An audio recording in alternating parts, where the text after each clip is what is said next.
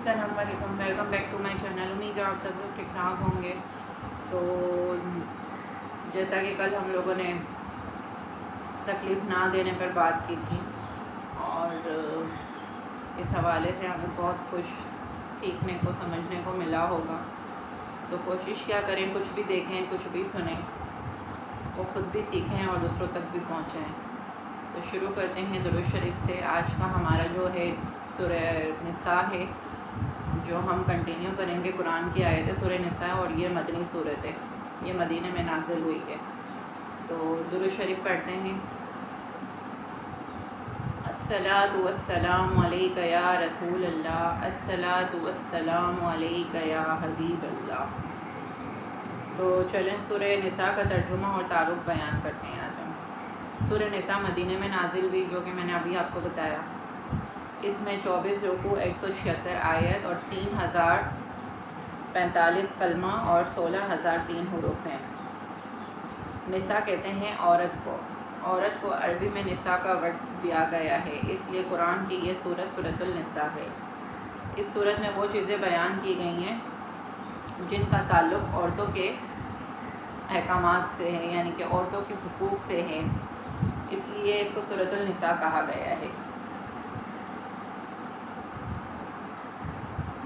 سورۃ النساء کے فضائل بتاتی ہوں میں آپ لوگوں کو۔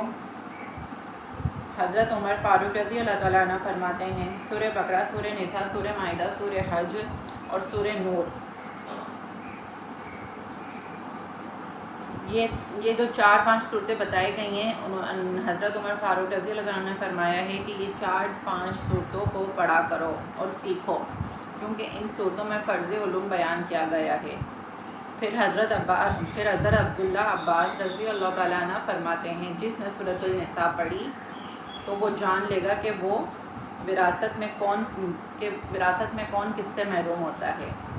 یعنی کہ سورۃ النساء کے اندر یتیموں کا، مسکینوں کا، عورتوں کے احکامات، شادیوں کے احکامات، طلاق کے احکامات، یہ سب چیزیں، حقوق اور ان کے حق کے بارے میں بتایا گیا ہے۔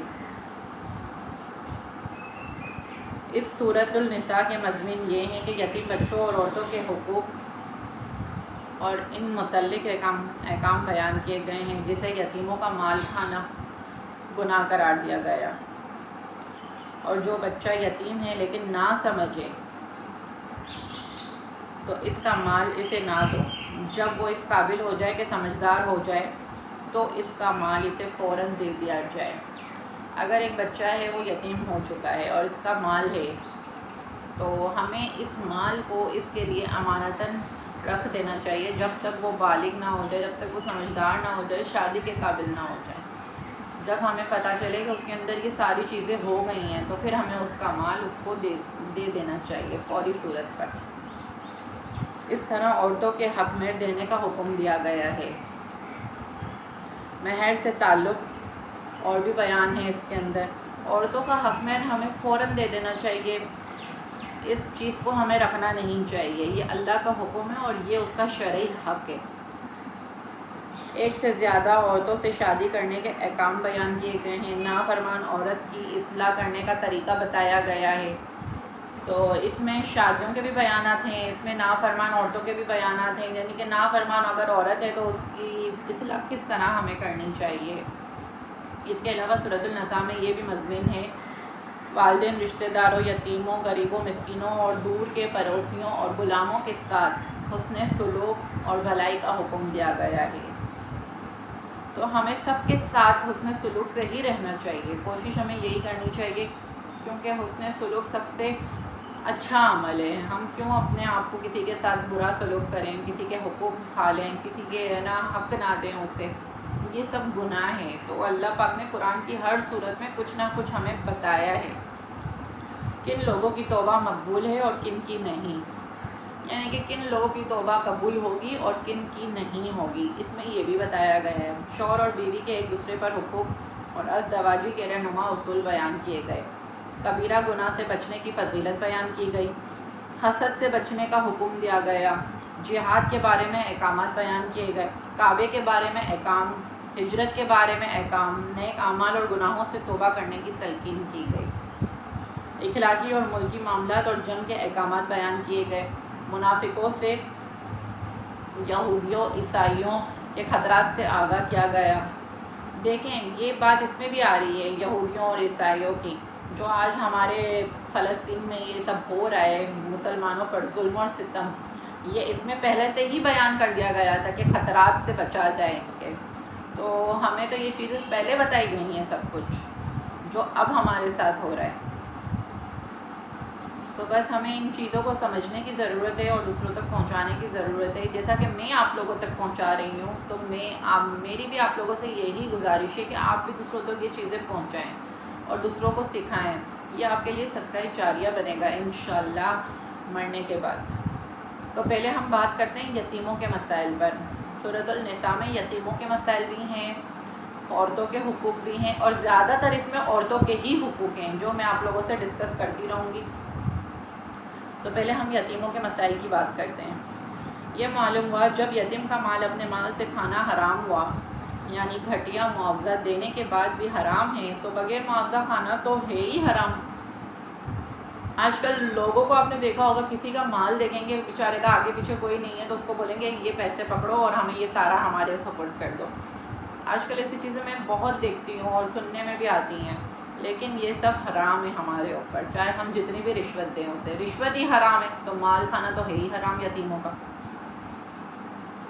یتیموں سے متعلق کچھ اہم مسائل بتائے گئے۔ یتیم اس نابالغ لڑکی یا لڑکے کو کہتے ہیں جس کا باپ فوت ہو جائے۔ یتیم کو تحفہ دے سکتے ہیں مگر اس سے تحفہ نہیں لے سکتے۔ کوئی شخص فوت ہو اور اس جگہ بچے بھی ہوں تو تیجا 40واں کرنا سب حرام ہے، یعنی کہ کسی کا باپ کا انتقال ہو جائے اور وہ بچہ یتیم ہو گیا نا باپ کے جانے کے بعد، اور تو ان کے اوپر تیجا 40واں یہ سب حرام ہو گیا۔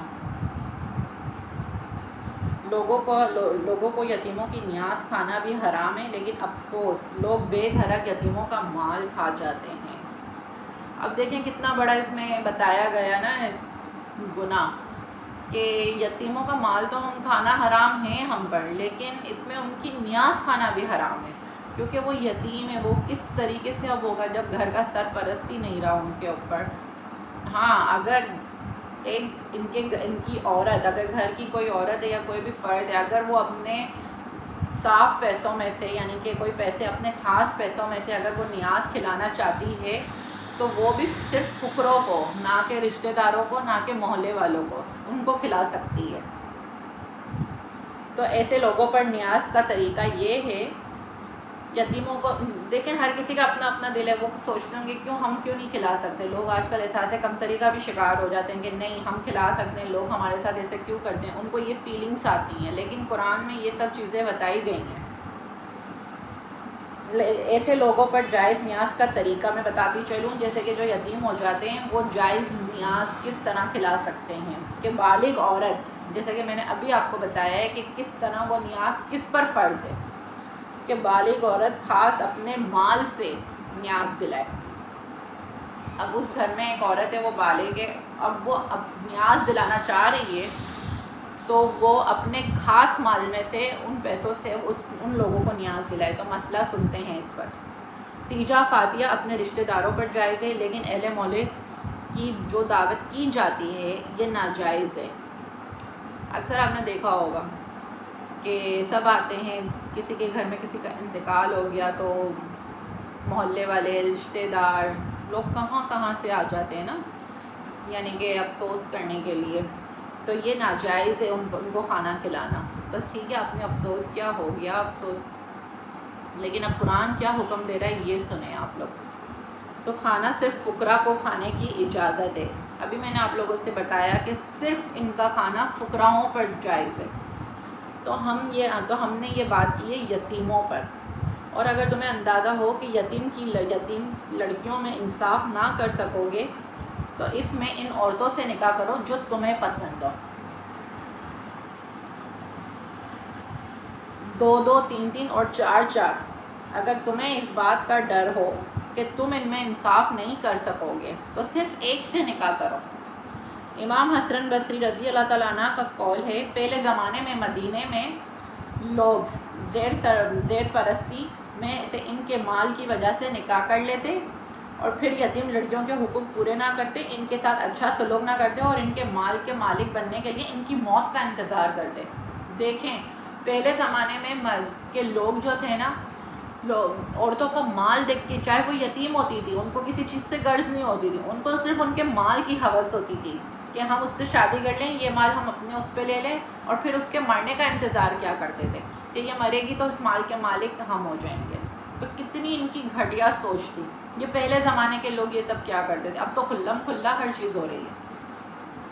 اگر لڑکی مال نہیں دیتی، اگر آج کل شادی ہو جاتی ہے مال کی وجہ سے، زیادہ تر تو میں نے دیکھا ہے کہ شادیاں ہو رہی ہیں کہ اگر اس کے پاس بہت سی امیر ترین لڑکی ہے، چلو بھائی شادی کریں گے، ہمارا ہی آسرا ہوگا نا، تو وہ شادی کر لیتے ہیں اور پھر ہے نا اس پر ظلم کرتے ہیں، زیادتیاں کرتے ہیں کہ ہمیں یہ بھی دو، یہ بھی دو، یہ بھی دو، اور اگر وہ نہیں دیتی ہے تو پھر اسے ایک ہی دھمکی ملتی ہے، طلاق۔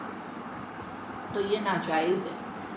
کسی کے مال کھانا، کسی کا بھی مال کھانا ہم پر فرض نہیں ہے۔ جس کا جو ہے اس کو اسی میں ہی خوش رہنا چاہیے، نہ کہ ہم دوسروں کے مال پہ حقدار بنیں جب تک وہ خود اپنی خوشی سے وہ مال ہمیں نہ دے۔ استغفر اللہ کہ وہ ان کی موت کا انتظار کرتے تھے۔ اور کچھ لوگ ناانصافی کے ڈر سے یتیم لڑکیوں سے گریز کرتے ہو تو زنا سے بھی گریز کیا کرو۔ یعنی کہ کچھ لوگ ایسے بھی تھے جو یتیم لڑکیوں سے گریز کرتے تھے، تو ان کو حکم دیا گیا تو پھر زنا سے بھی گریز کرو۔ اور جو عورتیں تمہارے لیے حلال ہیں ان سے نکاح کرو اور حرام کے قریب مت جاؤ، اور اتنی عورتوں سے نکاح کرو جن کے حقوق پورے کر سکو۔ تو آج ہم نے یہ ڈسکس کیا ہے یتیموں کا کہ ان کے حقوق کیا ہیں، اور ان عورتوں کا جو یتیم ہو جاتی ہیں اور ان سے شادی کرنے کے کیا احکامات ہیں، یہ میں نے آپ لوگوں کو بتایا ہے۔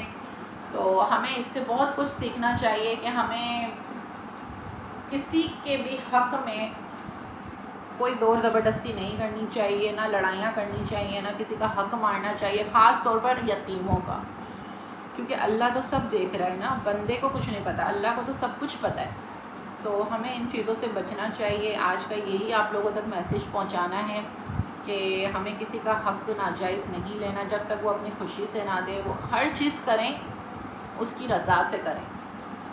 یتیموں کی رضا ہونا بہت ضروری ہے۔ یہاں تک حکم دیا گیا ہے کہ یتیموں کا مال جب اس کو وراثت ملتی ہے نا یتیموں کو، تو اس وراثت میں سے وہ ان کو دے سکتی ہے جو ان کے جیسے رشتہ دار غریب ہوں، اور اگر وہ خوشی سے ان کو اپنا ورثے میں سے کچھ دے سکتی ہے تو وہ جائز ہے، لیکن زبردستی سے نہیں۔ تو بس آج کا آپ لوگوں تک یہی میں اتنی ہی ویڈیو پینڈ رکھوں گی، اور نیکسٹ ویڈیو میں آپ کو یہ کنٹینیو کروں گی سورۃ النساء۔ اس میں اور بھی حقوق ہیں عورتوں کے، مردوں کے، ہر چیز بتائی گئی ہے۔ بہت پیاری صورت ہے، اگر ہم اس کو دل سے پڑھیں، سمجھیں، سوچیں تو بہت اچھی ہے۔ ہمیں بہت سارے حقوقوں کے بارے میں پتہ چلتا ہے۔ تو پلیز اسے ضرور دیکھیے گا اور اس سے بہت ساری چیزیں سیکھیے گا۔ میرا صرف ایک ہی مقصد ہے کہ آپ لوگ اس سے بہت ساری چیزیں سیکھیں، نہ کہ مجھے یہ نہیں ہے کہ میں آپ لوگوں تک یہ ویڈیو پہنچاؤں اور میں پھر بولوں کہ مجھے بس اس کے کمنٹس دے دیں، مجھے لائکس دے دیں، بس میرا یہ کوئی مقصد نہیں ہے۔ میرا صرف ایک مقصد ہے دین کو پھیلانا، اور میرے لیے یہ چیزیں صدقہ جاریہ بن جائیں بس۔ تو مہربانی کر کے اگر آپ کو یہ ویڈیو میری اچھی لگی ہے تو پلیز اس کو شیئر ضرور کیا کریں تاکہ دوسروں تک بھی دین کی دعوت پہنچ سکے۔ السلام علیکم ورحمۃ اللہ وبرکاتہ۔